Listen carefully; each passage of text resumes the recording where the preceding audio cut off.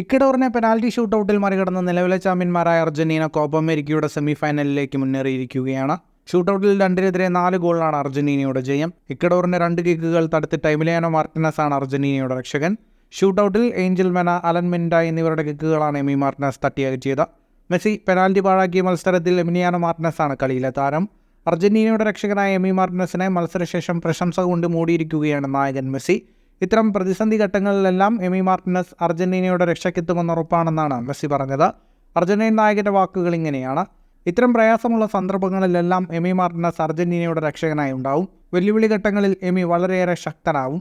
കളി ഷൂട്ടൌട്ടിലേക്ക് നീങ്ങിയപ്പോൾ പേടിയൊന്നും ഉണ്ടായിരുന്നില്ല, കാരണം എമിയിൽ ഞങ്ങൾക്ക് അത്രമാത്രം വിശ്വാസമുണ്ടായിരുന്നു.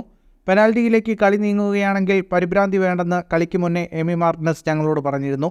ഇത് ആ താരത്തിൻ്റെ ആത്മവിശ്വാസത്തിൻ്റെ ഏറ്റവും വലിയ തെളിവാണ്. ഇതുതന്നെയാണ് അർജന്റീനയുടെ കരുത്തെന്നും മെസ്സി പറഞ്ഞു. ഫുട്ബോൾ ലോകത്തെ കൂടുതൽ വാർത്തകൾക്കും വിശേഷങ്ങൾക്കുമായി സ്പോർട്സ് കഫേ ഇപ്പോൾ തന്നെ സബ്സ്ക്രൈബ് ചെയ്യുക.